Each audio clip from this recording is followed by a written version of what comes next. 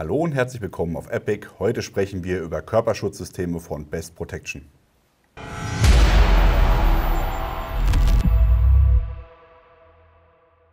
Die aktuelle Lage in der Ukraine hat gezeigt, dass nicht nur Waffen wichtig sind, sondern auch Körperschutzsysteme. Hier in Deutschland hat man das auch sehr schnell gemerkt bei den Händlern und Herstellern, mit denen wir zu tun haben. Die waren alle plötzlich ausverkauft, sämtliche Platten out of stock. Und wir haben uns gedacht, wir nehmen uns dieses Themas mal an und erklären euch einmal kurz, auf was es da zu achten gibt, wo die Unterschiede sind und einfach nochmal das Thema Schutzplatten näher bringen. Grundsätzlich unterscheidet man zwischen Weichballistik und Hartballistik. Weichballistik wird hauptsächlich bei der Polizei, bei Behörden eingesetzt. Jeder Streifenpolizist hat inzwischen eine Weste, die er über seine Einsatzkleidung trägt, um da den Schutz zu gewährleisten. Dieser Schutz ist primär für Kurzwaffensysteme ausgelegt, also Pistolenkaliber, und hat natürlich auch den Vorteil, dass mehr Körperfläche geschützt werden kann. Das ist wirklich eine Weste, die um den Körper herumgeht. Sie schmiegt sich an den Körper an, ist angenehmer zu tragen, ist auch leichter. Wie gesagt, dafür ist dann aber die Schutzwirkung nicht so hoch. Und gerade im militärischen Bereich, wo natürlich auch mit Langwaffen geschossen wird, hat man sehr schnell festgestellt, ich glaube, das war so im Irakkrieg, wo man dann festgestellt hat, oh, auf einmal fallen uns hier die Soldaten reihenweise um, wir brauchen mal irgendeine Schutzvariante. Diese normalen Kevlar-Westen, die reichen nicht mehr, und dann ist man dazu übergegangen, diese Platten einzusetzen.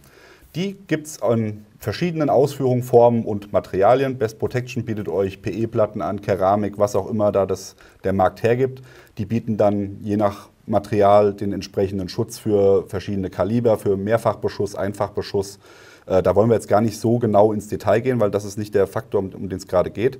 Aber dass ihr einmal gesehen habt, so sieht so eine Platte aus, ist in der Regel auch hier leicht angeschrägt, um hier die Schulterpartien freizulassen für den Anschlag. Und das wird heutzutage im Gefecht vom Soldaten getragen, entweder in Kombination mit Weichballistik hinten dran oder eben nur die Platte. Gerade hier die Spezialkräfte tragen in der Regel nur noch vorne und hinten eine von diesen Platten, weil der Überraschungsmoment im Vordergrund steht und da der Schutz, ich sage mal in Anführungszeichen, leicht zurückgesetzt werden kann. Wir wollen euch aber heute nicht von den großen Platten was erzählen, sondern um einen grob vernachlässigten Teil, nämlich diese kleinen Babys hier. Das ist jetzt nicht etwa ein Plattenträger für Babys, sondern das sind die sogenannten Sideplates. Die gibt es auch in verschiedenen Größen, auch bei Best Protection in 6x6, also 15x15 cm oder 6x8 ist, glaube ich, die andere Größe. Und diese Platten bieten euch nochmal Schutz an der Seite. Beim US-Militär, beziehungsweise speziell bei den US Marines, wird die SAPI, die Small Arms Protective Insert Platte, als Set ausgegeben für die IOTV-Weste. Das heißt Frontplatte, Rückenplatte und auch die Seitenplatten. Die werden von der Truppe mit gemischten Gefühlen angenommen. Jeder guckt natürlich, was haben die Spezialkräfte, die haben alle keine Seitenplatten. Eben aus dem Grund, den ich schon gesagt habe, der Überraschungsmoment ist im Vordergrund, da erwartet der Gegner keinen Angriff und von daher passt das. Aber wenn ich jetzt hier im Kriegsgebiet als Marine unterwegs bin und da ein Haus nach dem anderen säubern muss, da ist derjenige im Inneren schon gewarnt. Ja? Und auch in der Polizei, bei Behörden ist es schon sehr, sehr häufig vorgekommen, dass Leute wirklich mit einer Schutzweste hier in die Seite geschossen worden sind und dann gestorben sind. Gerade bei Eingangssituationen, wenn ich ein Haus betreten muss, wenn dann der Breacher vorne die Sprengladung anbringt oder mit der Ramme an die Tür geht, ist er in dem Moment seitlich zur Tür, kein Schutz.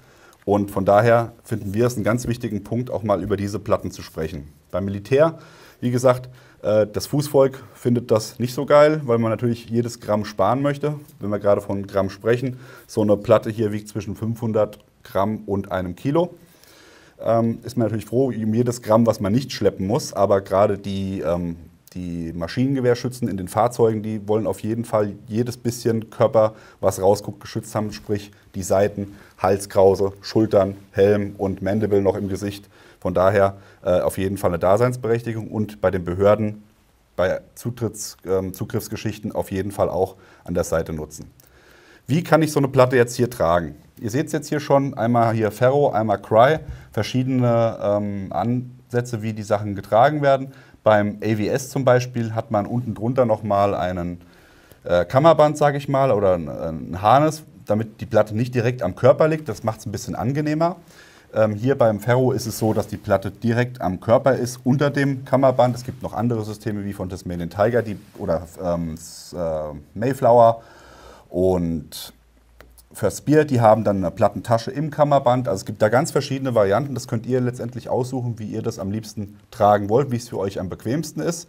Aber hier einfach mal, dass ihr seht, dass die Platte ungefähr diesen Bereich hier nochmal zusätzlich schützt. Wir finden, mit 500 Gramm pro Seite oder 1 Kilo ungefähr ist der etwas mehr Schutz, gerade auch im behördlichen Bereich, definitiv zu empfehlen. Und das wäre dann die Variante. Diese Plattentaschen sind alle eigentlich gleich aufgebaut. Ihr habt einen Klettverschluss, setzt dann die Platte hier einfach ein. Die gehen dann zum Teil ein bisschen straffer. Also wenn es hier so eine elastische Tasche ist, ist das auch kein Thema. Muss man die halt ein bisschen auseinanderziehen. Dann kann man die Platte hier hineinstecken. Und je nach Hersteller ist es dann auch so, dass ihr eventuell noch die Position ein bisschen variieren könnt. Wenn ihr die Wahl habt, dann schaut, dass ihr eine Plattentasche bekommt, die man vielleicht einkletten kann, die man nicht mit Molle befestigen muss, einfach aus dem Grund, ihr könnt schnell skalieren. Wenn die Lage es zulässt und ihr leicht unterwegs sein könnt, dann macht es genau so, lasst die Platten zu Hause. Wenn die Lage es erfordert, dann baut die Platten dran. Und das ist hier beim Ferro zum Beispiel sehr schön gelöst. Da brauche ich nämlich einfach nur mit Klett das Ganze zu befestigen. Das ist auch bei Tasmanian Tiger, glaube ich, so mit dem Einschub, dass man von oben einfach die Platte einsetzen kann. Das ist wirklich eine coole Sache, um schnell nochmal den Schutz zu skalieren.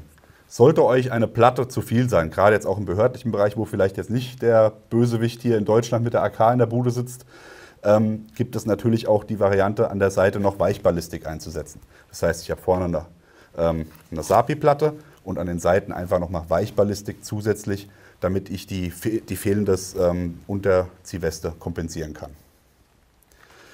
Die Platten gibt es bei Best Protection, die großen aktuell wahrscheinlich nicht zum Zeitpunkt des Videos, die sind alle ausverkauft, aber mit den kleinen Platten werdet ihr auf jeden Fall Glück haben. Denkt mal drüber nach. Wir finden auf jeden Fall, dass so ein kleines bisschen ja, Schutz nochmal extra, 15 x 15 cm, wirklich den Ausschlag geben kann. Ihr könnt es gerne mal googeln, da gibt es den ein oder anderen Bericht aus dem Feld, wo die Leute wirklich sagen, ja, ich wäre verblutet, hätte ich nicht dieses bisschen Schutz noch an der Seite gehabt. Sieht nicht viel aus, aber kann viel Wirkung haben. Best Protection im Internet, der Link ist unten eingeblendet. Was sagt ihr dazu? Seid Sapis oder nicht? Schreibt es uns in die Kommentare. Wenn euch das Video gefallen hat, wie immer an dieser Stelle Lack.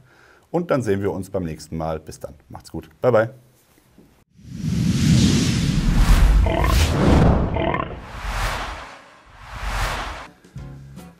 Man unterteilt erstmal zwischen Weich- und Hartballistik.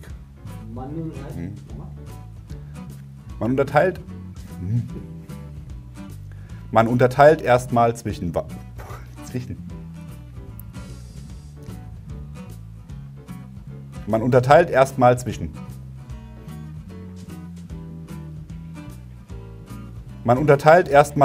Weichballistik und Hartballistik. Weichballistik, es wird vor allem bei der Polizei eingesetzt. Jeder Streifenpolizist hat inzwischen... Fuck! Was ist denn heute mit dem Zwischen los?